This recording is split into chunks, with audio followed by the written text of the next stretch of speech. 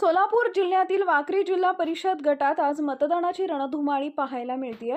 याच दरम्यान भाजपच्या अधिकृत उमेदवार मोनिका समाधान काळे आणि भाजपा नेते समाधान काळे यांनी वाडी कुरोली इथं आपल्या मतदानाचा हक्क बजावला। निवडणूक प्रचाराच्या काळात होम टू होम भेटी देत मोनिका काळेंनी वाकरी गटाचा कोपरान कोपरा पिंजून काढला होता। रस्ते आणि पाण्याचा प्रश्न मार्गी लावण्याचे त्यांनी दिलेलं आश्वासन मतदारांच्या पसंतीस पडताना दिसत आहे। मतदानानंतर माध्यमांशी बोलताना त्यांनी विजयाचा 100% विश्वास व्यक्त केलाय। आम्ही लोकांपर्यंत भाजपचे विकासाचं विजन पोहोचवलं आहे। जनतेचं प्रेम आणि आशीर्वाद पाहता आमचा विजय निश्चित आहे। केवळ उमेदवारच नव्हे तर वाखरी गटातील मतदारांमध्येही मोठा उत्साह असून एक सुशिक्षित आणि कार्यक्षम नेतृत्व जिल्हा परिषद पाठवण्यासाठी लोक घराबाहेर पडत आहेत। आता या विकासाच्या विजनला जनता खरोखरच कौल देते का, हे निकालाच्या दिवशी स्पष्ट होईल। मतदानाचा पवित्र हक्क तुम्ही बजावलाय, उमेदवार बनवलाय, मतदान करून बाहेर आलाय, काय पहिली प्रतिक्रिया? पेटी पूजनापासून बघतोय सगळ्यांचा उत्साह खूप चांगला आहे। सगळे मतदानाला बाहेर पडतायत आणि मतदान करतायत। मी पण आताच माझा मतदानाचा हक्क बजावून आले आणि वातावरण खूप चांगलं आहे। आज योगायोग आहे, लग्नाचा वाढदिवस आहे तुमचा आणि आज तुमच्यासाठी लोक मतदान करतात, काय भावना आहे? योगायोग हा खरंच आता चांगला आहे। माझं सगळ्यांना एवढंच आव्हान असेल की आज आमच्या लग्नाचा वाढदिवस आहे, तर आपण सगळ्यांनी मतदान करून आम्हाला मतदानारूपी तुमचे आशीर्वाद द्यावेत, हेच आव्हान। गेली 15 दिवस फिरताय, लोकांपर्यंत पोहोचताय आणि आज मतदान सुरू आहे, काय सांगता? काय लोकांचे त्यामुळे उत्साह वाढलाय, कारण लोक म्हणतात की तुम्ही आमच्यापर्यंत पोहोचलाय, त्यामुळं एक वेगळंच वातावरण तयार झालंय। त्यामुळं आम्हाला मतदान म्हणजे योग्य व्यक्तीला मतदान करण्याची संधी आम्हाला मिळाली आहे। काय आव्हान हेच की सगळ्यांनी बाहेर पडा, मतदान करा आणि विजय हा आपलाच आहे, गुलाल हा आपलाच आहे। काय सांगताल? गेली 8 दिवस तुम्ही फिरताय, ही शब्द या निवडणुकीच्या मध्ये तुम्ही बोलला नाही, तुमच्याकडे अपेक्षा होत्या, आज मतदानाला आलाय, काय सांगता?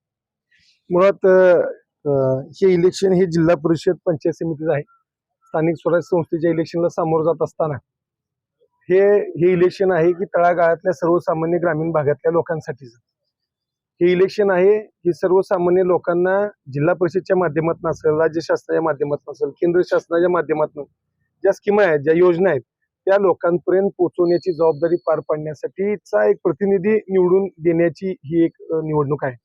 त्यामुळं लोकांपाशी जाणं, लोकांकडे आपली मत मांडणं, आज भाजपाच्या माध्यमातून उभारत असताना भाजपाच्या ज्या काही योजना आहेत त्या लोकांपर्यंत पोहोचवणं, एवढं काम या निमित्तानं केलं। त्यामुळे काही इलेक्शनला जास्त असं बोलायची यावेळेस काही गरज पडली नाही। एकंदरीत आरोप केले जात होते की काळ्या घराण्यातला उमेदवार आहे, परंतु 15 दिवसांत तुम्ही पळताय, लोकांचा पुन्हा एकदा उत्साह आला की तुम्हाला यावेळी संधी द्यायची। मुळातच पहिल्यांपासूनचा आरोप आहे काळे घराण्यातला उमेदवार आहे।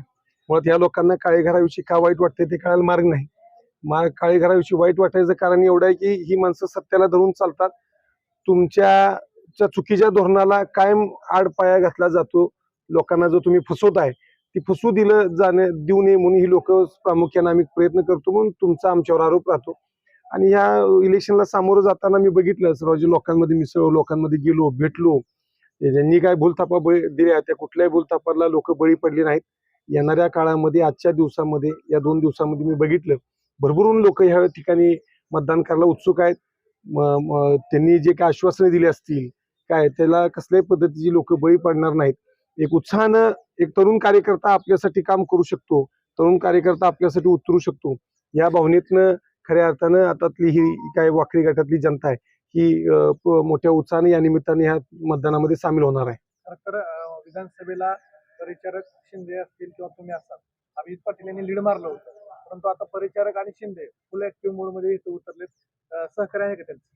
100% त्यांचं सहकार्य आहे। आज भाजपाच्या माध्यमातून आपण समोर जात असताना प्रशांतजी परिचारक साहेब असतील, रणजित भैया शिंदे असतील, आमचा काळे परिवार असेल, हे सगळेजण एकत्रित भाजपाच्या छत्राखाली सध्या आम्ही सगळेजण काम करत आहोत आणि सगळे ऍक्टिव्ह मोडमध्ये इलेक्शनला, आमदारकीच्या इलेक्शनला, विधानसभेच्या इलेक्शनला आपण बघितलं की कशा पद्धतीनं लोकांना एक भूलभुलैया दाखवला आणि त्या भूलबोयलेला लोक फसून लोकांनी त्या ठिकाणी मतदान केलं.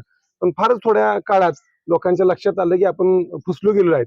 मग ते फसलो गेलेलो चीड आहे, जो राग आहे, तो निश्चितपणे आजच्या मतदानात तुम्हाला झालेला दिसेल.